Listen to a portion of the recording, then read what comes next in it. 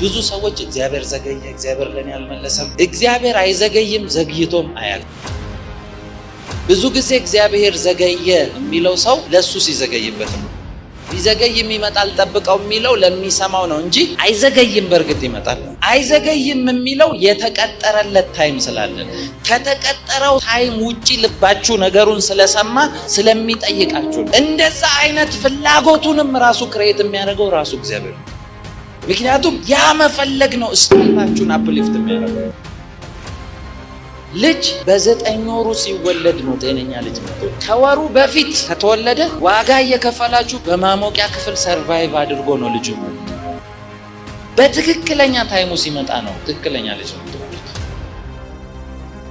እምነታችሁ መፈተን ይጀምራል። እግዚአብሔር ነው እግዚአብሔር አይደለም የተናገረኝ እስክትሉ መፈተን ትጀምራላችሁ። ስፔሻሊ እምነታችሁ መፈተን የሚጀምረው ትንቢት የተነገራችሁ ሲዝም ነፍሳችሁ እስክትወጣ ድረስ ነው የምትጨናነቁት። ባልተነገረኝ ሊያስብላችሁ ይችላል። አንዳንድ እምነታችሁ ቴስት ይደረግ። ስፔሻሊ ደግሞ ነገራችሁ ደርሶ ቃል የተቀበላችሁ ጊዜ ሁሉ ነገር ተቃራኒ ነው። ለምንድን ነው እምነታችሁ የሚፈተነው ካላችሁ የእምነታችሁ ሌቭል ነው የምትቀበሉትን ነገር የሚወስድ። ስለዚህ በሆኑ ነገሮች ውስጥ እያመማችሁም ቢሆን የሚፈትናችሁ የምትቀበሉትን ነገር መጨመር ስለሚፈልግ። ፈተናዎች ለምን ይመጣሉ ካላችሁኝ መልእክታችሁ ሲነገር እዚህ ያለ ሰው ብቻ ሳይሆን መንፈስ ዓለም ላይ አጋንንቶችም ይሰማሉ። መንፈስ ዓለም ነው ነገሩ እኮ ዲክሌር የሚደረገው። አንተ ነህ በስጋ የምትሰማው እንጂ ስንተነብይል ስፒሪት ሬልም ላይ እየለቀቀ።